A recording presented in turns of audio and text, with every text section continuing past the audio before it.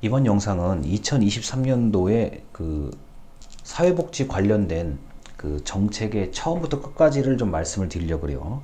자, 제가 지금부터 말씀드릴 얘기는 보건복지부, 자, 2023년부터 이렇게 달라집니다. 자, 다른 말로 업무계획, 보건복지부의 2023년 업무계획 파일, 자, 보도자료에 나와 있는 것을 근거로 말씀을 드릴게요. 이거는 제가 임의대로 해석을 할 수가 없는 거기 때문에 좀 말씀을 드리려고 합니다. 자, 이게, 자, 첫 번째가 이제 기초생활보장급여의 확대와 재산기준의 완화라고 되어 있는데요. 자, 이 업무계획 또는 업무보고를 여러분 보실 때 가장 앞에 나와 있는 얘기가 그 해에 중점적으로 추진할 거다. 이렇게 보시면 별로 이상이 없습니다. 자, 그래서 기초생활보장의 급여 확대와 재산기준의 완화라고 해서, 자, 그 인상액을, 생계급여액을 인상한다라는 얘기가 이제 주 내용이고요. 자, 그 다음에 두 번째가 긴급복지지원 생계지원금 단가 인상 예정입니다.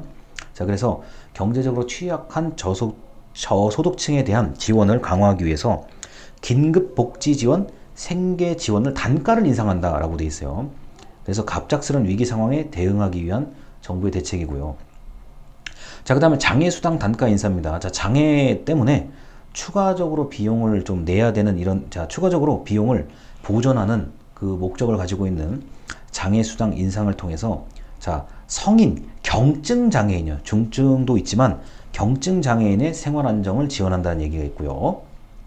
자, 그리고 노인성 질환에 65세 미만 장애인의 활동 지원을 허용한다라고 되어 있는 거예요. 자, 우리가 이게 고령화 되는 것까지는 좋은데 65세 법적으로 노인이 아니라고 하더라도 사실상 노인성 질환을 앓고 있으면 이거를 노인으로 봐야 되거든요. 제가 볼 때도요. 그래서 이렇게 노인성 질환이 있는 장애인, 자, 65세 미만의 노인성 질환이 있는 장애인의 활동 지원 급여를 신청할 수 있다는 얘기가 있고요. 자, 그리고 이제 자립준비 청년, 자, 보호 기간이 종료된 아동에 대한 지원 강화인데요. 자, 아동복지시설, 가정위탁에서 만 18세 또는 보호 연장 후에, 자, 그래도 보호할 수가 없는, 법적으로 보호할 수 없는 그런 사람들에 대해서, 자, 이 지원을 강화한다는 얘기입니다. 자, 그리고 이제 부모급여라는 게 있는데요. 자, 출산과 양육, 손실되는 소득까지 보장을 한다. 자, 그래서 생애 초기에 아동에게 충분한 돌봄이 제공될 수 있도록 부모급여를 지원한다. 그래서 만 0세 아동에 대해서는 매월 70만 원 정도로 나와 있는데, 자, 이걸 이제 바우처 형태로 지급한다는 얘기고요. 자, 그 다음에 이제 재난적 의료비, 이게 얼마 전에 이제 코로나 때문에 나왔던 개념인데, 재난적 의료비에 대한 지원을 좀 확대한다는 얘기가 있습니다. 그래서 그 기존의 뭐 중증 질환뿐만 아니라 모든 질환으로, 자, 재난적 의료비가 확대된다는 얘기가 있고요. 자, 그 다음에 이 좀 뭐 안타까운 얘기인데, 자, 자살 고위험군에 대한 지원 확대가 있습니다. 그래서 자살 예방, 자, 그 사회 기반 시설의 확대, 그래서 자살 고위험군을 대상으로, 자, 1인당 최대 100만 원을 지원한다의 얘기가 있습니다. 자, 그리고 또 하나가 이제 정신의료기관의 환경 개선을 한다는 거. 우리가 코로나 때문에 이 정신의료기관뿐만 아니라 각종 사회복지 시설에서 근무하시는 분들의 인적, 물적 환경이 굉장히 안 좋습니다. 그래서 이거에 대한 것을, 자, 시설, 장비 구입과 같은 것들을 좀 더 하겠다라는 얘기고요. 자, 그리고 지역 의료 돌봄 연계 체제의 강화와 시범 사업 실시인데요. 자, 이것도 노인을 대상으로 의료 돌봄 서비스를 자, 지역 사회 중심으로 한다는 얘기가 있습니다. 자, 그리고 자, 그 사회 서비스 기반 조성인데요. 이거는 자, 사회 서비스 뭐 펀드를 만든다든가, 그 다음에 가족 돌봄 청년, 중장년 1인 가구, 한부모 가구에 대한 맞춤형 서비스를 제공한다는 얘기가 있습니다. 자, 그리고 발달장애인과 장애아동 돌봄 서비스의 확대인데, 자, 발달장애인에 대해서 긴급 돌봄 서비스를 지원한다. 중증 장애 아동 돌봄 서비스를 제공한다. 이 얘기들이 있고요. 자, 노인 맞춤 돌봄 서비스 대상자와 종사자의 확대가 있는데, 자, 혼자 살기 어려운 어르신에 대한 서비스를 얘기하고 있습니다. 자, 그리고 사회 서비스형 민간형 노인 일자리 확대인데요. 이거는 그 민간형 노인 일자리라는 거는 좀 돈을 좀 이렇게 일하는 만큼 돈을 좀 벌 수 있게끔 한다는 그런 취지의 이야기들입니다. 자, 그리고 휴업하거나 폐업하는 의료기관에 대한 진료 기록을 보관, 발급하는 시스템을 도입을 하는데, 자, 이게 안타깝게도 이제 의료기관, 우리가 동네에서 볼 수 있는 병원들이 이제 휴업하거나 폐업을 할 경우에 그 진료 기록이 이게 또 사라지면 안 되잖아요. 그래서 이거를 좀 안전하게 보관, 발급하는 시스템 도입한다. 자, 그리고 암 생존자 중심의 맞춤형 연구개발 사업이 있습니다. 이게 아무래도 우리가 뭐 고령화 된다고 하더라도 모두가 건강하진 못하잖아요. 그래서 암 걸린 분들이 이제 생존하는데, 자, 이런 점을 개선하기 위해서 맞춤형 그 헬스케어, 자, 보건의료 기술 개발에 이제 좀 지원을 하겠다는 얘기. 자, 그리고 민관 협력 자살 예방 사업 확대인데, 앞서 이제 그거는 이제 현금을 지급한다는 차원의 얘기인 것 같고요. 이거는 이제 민관 협력이니까요. 종교계, 언론계 등이 이제 협조해서 자살 예방을 한다는 얘기입니다. 자, 그리고 이제 감염병 대응을 위한 비대면 진료 기술의 개발인데요. 자, 이거는 감염병 상황에서 재택 치료 환자를 진료하는 이런 얘기들에 관련된 거고요.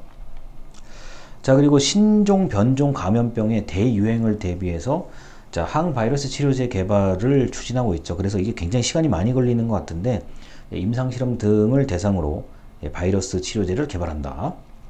자, 그리고 자, 이건 조금 이제 보건 영역입니다. 자, 세포 기반 인공혈액 제조 뭐 기술 개발이라고 되어 있는데요. 자, 이게 혈액 수급이 사실 부족한 편이에요. 제가 알기로도요. 그래서 자, 수혈용 세포를 자, 인공혈액 생산 기술을 만든다는 얘기가 있고요. 자, 그 다음에 이제 이종 장기 연구 개발 사업이라고 있는데, 이거는 자, 심장과 같은 장기를 이제 아무래도 이식을 받아야 되잖아요. 이런 경우에 이 다른 형태의 그 장기를 좀 이식받을 때 기술 개발 지원에 관련된 얘기입니다. 아주 전문성이 높은 분야예요, 이거는요. 자, 그래서 제가 지금 21가지의 업무 보고의 제목을 말씀을 드린 건데, 자, 이게 아무래도 보건복지부다 보니까 보건 영역도 꽤 많고 복지 영역도 많은데, 자, 제가 봤을 때는 이번 연도 2023년도는 보건도 중요하지만 복지 영역이 조금 더 앞쪽에 많이 나와 있는 것 같아요. 그리고 이게 아무래도 그 코로나 상황 때문에 좀 더 어렵게 사시는 분들을 위해서 많은 지원을 해줘야 된다는 게 지금 앞부분에 그게 나와 있거든요. 그러다 보니까 이거는 이번에는 자, 코로나 시기에는 당연히 보건이 중요했는데 이제는 복지 영역에 조금 더 혜택을 둔다. 그 다음에 아무래도 자, 취약한 계층에 대한 사회 안전망을 강화하는 차원에서 정책 그리고 자금이 그쪽에 좀 풀리는 것 같아요. 그래서 이렇게까지 말씀을 드리도록 하겠습니다. 그리고 원래 이 업무 계획이라는 거는 매년 1월 달에 보통 각 부처 홈페이지에 공개가 되고요. 뉴스에 짤막하게 뭐 어느 부처가 업무 보고를 했다, 주요 내용들이 뉴스에 언급이 됩니다. 그리고 블로그, 예를 들어서 뭐 보건복지부 블로그에 보시면은 이게 보건복지부에서 어떤 사업을 하고 있다, 앞으로 뭐를 신청해라 같은 걸 자세히 보실 수 있거든요. 그래서 이제 사회복지에 어차피 그런 공부를 하셔야 되는 거니까 보건복지부 홈페이지는 꼭 들어가 보세요. 한 달에 한 번 정도 들어가셔가지고 언론 보도, 공지사항 정도만 보시면은 뭐 별의별 게 다 있어요. 이게 제가 모르는 것도 수두룩해요. 그래서 그거를 보시면서 좀 이제 이해를 하시면 될 것 같고, 그 다음에 이제 뭐 예를 들어서요. 조금 더 관심 있는 분들이라고 그러면은 이제 다른 부처의 홈페이지를 들어가셔도 되고, 경기도 홈페이지를 들어가셔서 복지 분야의 공지사항 같은 걸 보시면, 자, 중앙부처의 업무계획, 그 다음에 도에서 나오는 또 업무계획이 매년 있습니다.